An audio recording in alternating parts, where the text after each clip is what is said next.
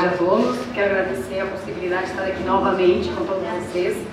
Meu nome é Vanessa Alves, sou advogada. E enquanto fica aí o Data Show, eu queria convidar vocês a pensarmos, ter uma troca e pensarmos além, um pouquinho além do que significa o trabalho infantil. Que de cara a gente fala trabalho infantil é proibido, é prejudicial para a criança. Então eu convido vocês a gente, infelizmente esse tema vem há muitos anos, e pesquisando para a palestra eu me deparei com os números que ali vou mostrar agora, no segundo pode ser. Ali, se vocês repararem, essas informações são de 2024.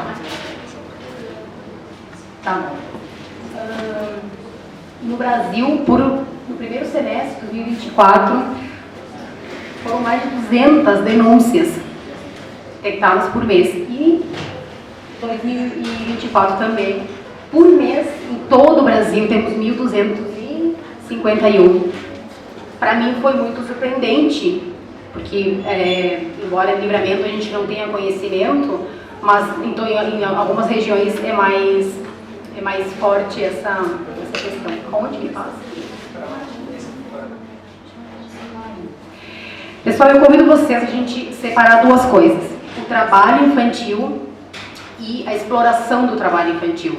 Elas são duas coisas completamente diferentes e elas ocorrem em tempos diferentes. Por que eu trouxe essas imagens? A gente tem aqui uma criança na praia, outra na sinaleira, vendendo com algum membro da família alguma coisa, e no lixão. Se a gente olhar essas imagens, a gente consegue se deparar com que o trabalho infantil, ele depende da classe socioeconômica da família. Vocês não vão ver crianças de classe social média ou nessa situação. Vocês não vão ver. E eu acho que foram os meninos que apresentaram antes que falaram para vocês, né? Da questão familiar. Quando a gente se depara com um caso concreto de uma criança trabalhando na rua ou, enfim, vendendo, a gente, como ente, Estado, inevitavelmente a gente tem que olhar para o conjunto familiar. Quando a gente chega até a família dessa criança, a gente se depara com situação econômica muito deprimente, muitas vezes casos de orfandade, mora só com a mãe, ou mora só com a avó, o pai foi viajar, foi para as maçãs, que aqui no Brasil é muito normal isso, e passam 2, 3 meses. Então eu sempre falo que quando a gente fala desse tipo de criança, a gente aborda uma classe social diferente, que está muito mais exposta a esse tipo de acontecimento. Para não me perder, porque outra vez eu marquei direitinho o que eu ia falar, e quando a gente falamos da exploração do trabalho, aí sim a gente vê na produção de tijolos, na agricultura e na mineração. Essas crianças também estão na mesma situação que a do trabalho infantil, porém nós temos como base da relação, a exploração, um retorno econômico, uma troca econômica. E vocês não vão ver crianças, volto a falar, crianças de classe média, expostos a esse tipo de trabalho. Podem até trabalhar, não sei aqui, mas no Brasil tem o jovem aprendiz, tem o estágio. Então, existe uma forma de trabalho, mas não com esse retorno e não com essa responsabilidade, onerosidade, exposição também da criança. Então, quando eu falo de trabalho infantil lá, nessas imagens aqui, já me aconteceu de estar em determinados lugares e chegar uma criança vendendo manualidades, alguma coisa. E aquilo me gera uma certa revolta, porque eu penso, poxa, o pai que deveria resguardar essa criança e dar um suporte para ter um estudo, para ter uma condição melhor, ele coloca essa criança a essa exposição.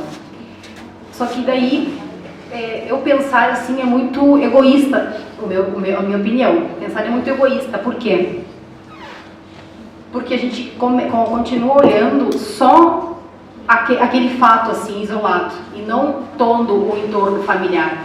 Daqui a pouco aquele pai, para ele foi natural isso se eu já não tenho uma estrutura econômica boa, porque eu já tive que trabalhar lá na minha infância ou adolescência, então eu vou naturalizar os meus filhos fazerem isso. Vocês também abordaram essa situação, e eu tenho pós-graduação em constelação familiar, e a gente está trazendo isso muito presente para o judiciário, porque, gente, todos os traumas que a gente tem, eles vêm enraizados, e a gente tem que cortar esse ciclo. Então, quando a gente se depara com essa situação, é muito fácil a gente olhar para uma questão punitiva dos pais e não uma questão social. É uma questão social e é do nosso interesse. Vocês estão aqui em formação, né, para professores. Então, eu pensando, digo, talvez para mim não é importante, porque eu não tenho um irmão meu, um filho, um primo, um vizinho, não está no meu meio. Porém, talvez os meus filhos vão ter contato com essa geração. Então, sim, tem que ser um problema social nosso. Eu ouvi o pessoal da intendência falando, até eu anotei aqui, deixa eu achar, que eles falavam sobre os merendeiros que existem, né? Eu sei que o ente, os políticos, digamos assim, que eles têm o poder de orçamento, nosso orçamento, para fazer esse tipo de atividades, talvez eles tenham uma boa vontade e façam, porém é uma crítica minha, que merendeiros não é suficiente, porque eles vão lá,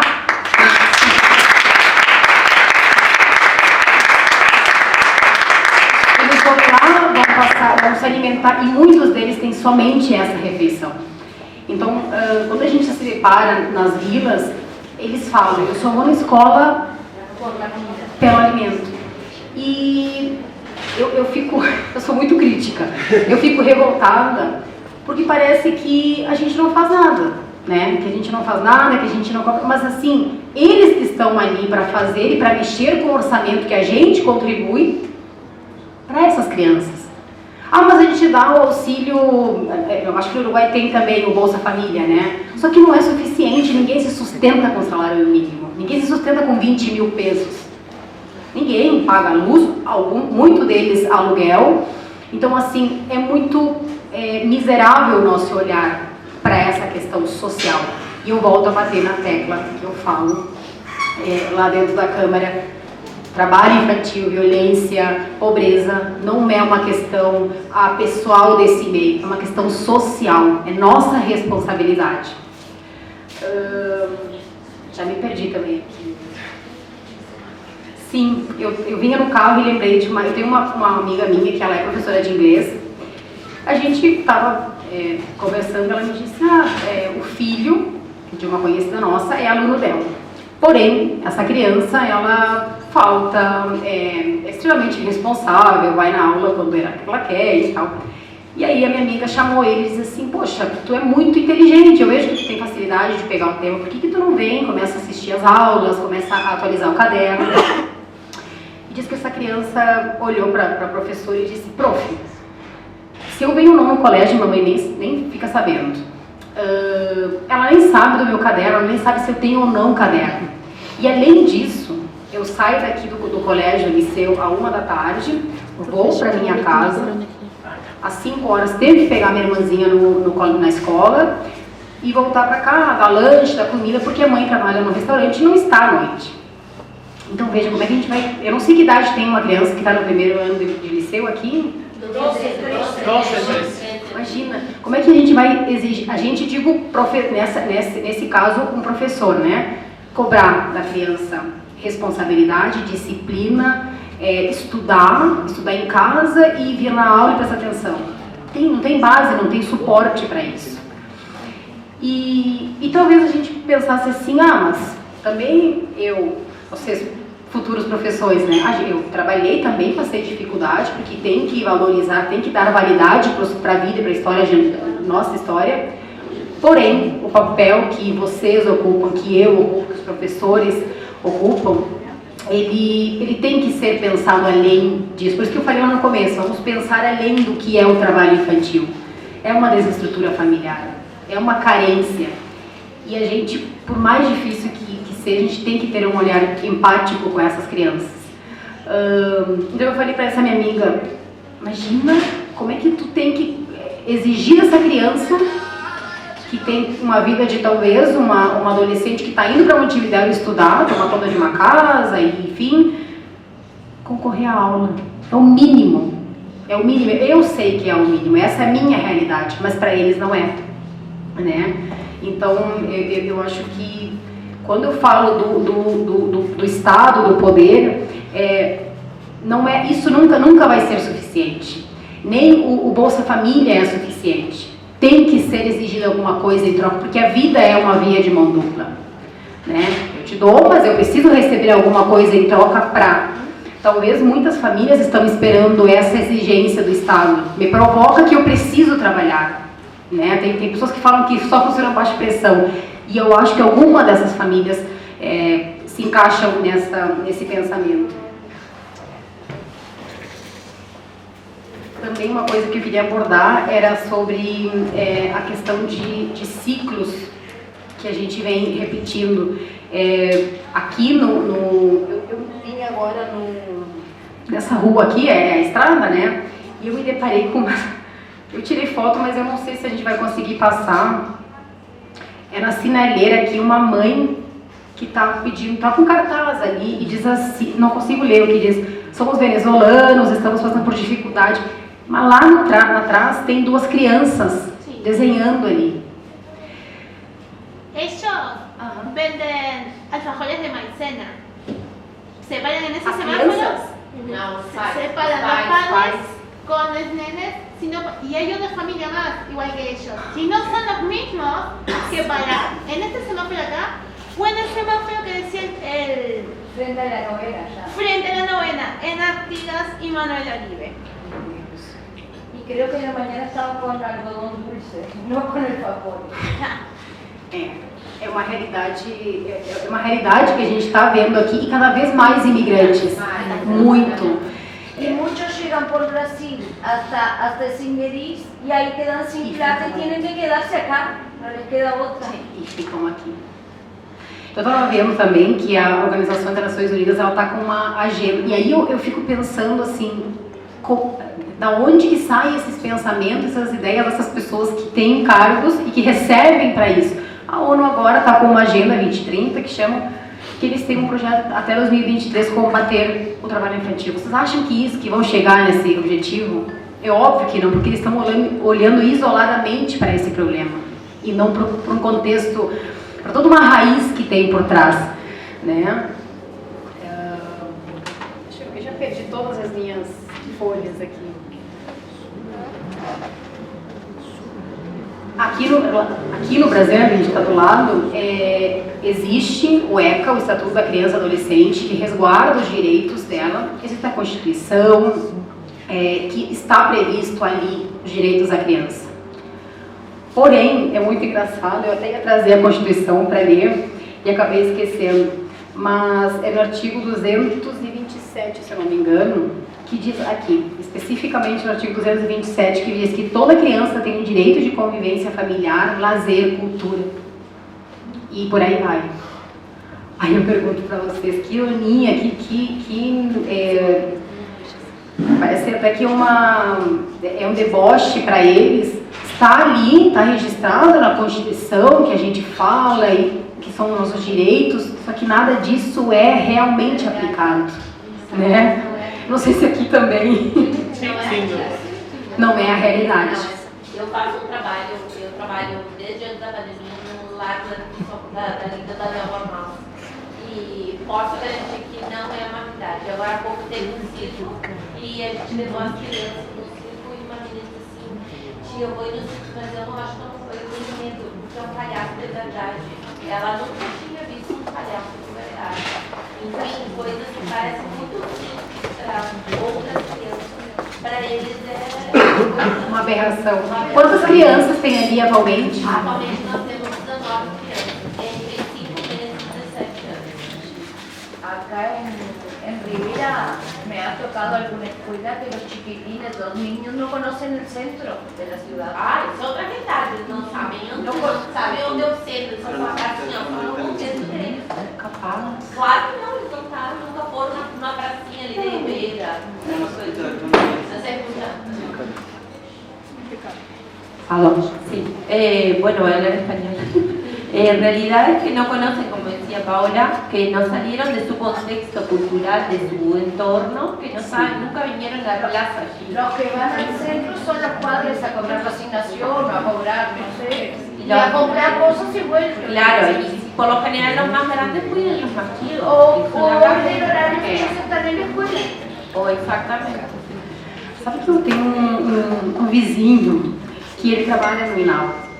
E ele me disse, ele trabalha com as crianças mesmo, acho que mais uma faixa etária de adolescentes, assim. E ele me disse um dia, eu tenho pena deles, porque eles não estão sendo criados para o mundo que eles vão enfrentar quando eles cumprirem a maioridade. Como é teu nome? Oi? Ou teu nome? Vanessa. Vanessa, nós temos lá no lar, temos uma criança que ele é o Emílio, ele é autista severo. E aí eu te pergunto, aos 18 anos, o que a gente faz com o Emílio? Quem vai ser o responsável? Pero ellos tienen una capacidad científica, ¿no?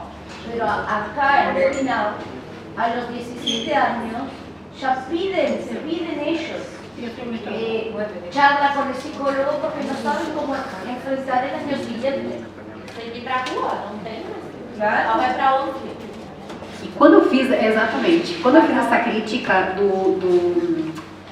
dos merendeiros, é que nem aquilo lá, eu tenho um filho, né, e eu vou só dar tudo que ele gritar, para ele não gritar, eu vou dar tudo para ele. Poxa, eu tô criando o quê?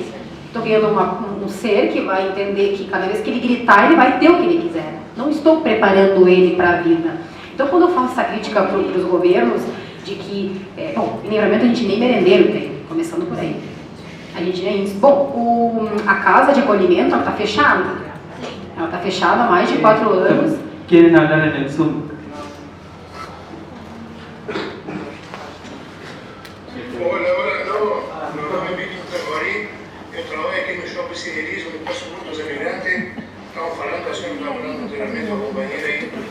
E o problema é que não tem visibilidade, não há visualização do problema dos menores, da trata de branca. Aqui no shopping nós temos uns cartelões pegados no vidro, informação da ONU sobre o tráfico de pessoas, trata de branca, mas os caras não leem. Isso obriga a ler aqui e o cara não quer ler, quer fazer o trâmite migratório. São pessoas que vivem com crianças, famílias completas, passam toda a noite por aqui no shopping fazendo o trâmite. Eu falo que a falta de educação para essas crianças é a principal arma para a desigualdade. E aí onde eu quero entrar com a desigualdade. Evidentemente que a realidade de vocês não é a mesma que a minha, nem a do colega de vocês, porém, ela é mais razoável.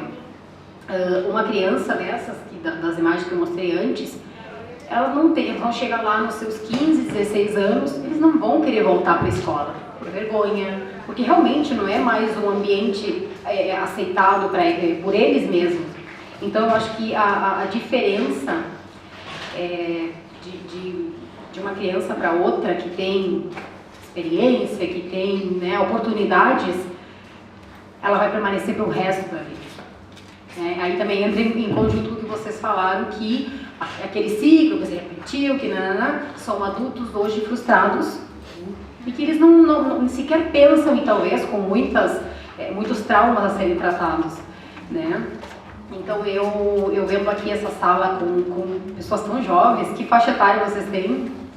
20? Não.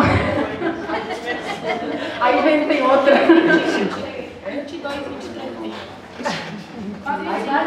Aí vai, tem várias, né? Eu sou mais jovem. Eu também tô com vocês na 20, não. Gente, então eu olhando pra vocês, eu sei que vocês também têm suas questões, mas vocês vão ser futuros professores. Vão olhar, vão ter contato com essas crianças que muitas vezes vão estar em situações difíceis. E que eu peço para vocês, olhando essa questão do outro lado, quando chega para mim, já chega o problema, que não tem mais solução, e além disso tem que buscar um culpado. Mas como assim? Sim, quando a gente tem um caso vou contar, mas não vou contar com nomes. Existe um shopping aqui em Ribeira, que o proprietário é estrangeiro, e chegou para mim uma mãe que precisava regularizar, ela também era estrangeira, ela precisava regularizar o vínculo empregatício com esse rapaz. Ela era venezuelana. E daí o vínculo, toda a função, ela desempenhava, uma loucura, ela desempenhava no free shop aqui em Ribeira, porém ela ficava numa casa de Livramento, ali no Umbu. E a criança, o filho dela eu acho que era 7 anos, estava trabalhando com ele no depósito. Mas assim, era com aquela frase que a gente escuta muito, é melhor que esteja trabalhando do que na rua, vendendo ou na droga, no tráfico. E aí o cara simplesmente pegou, mandou eles embora e não quis pagar nenhum direito trabalhista, não quis dar indenização, não quis nada. Terminou o vínculo ali, fechou a porta e mandou eles embora.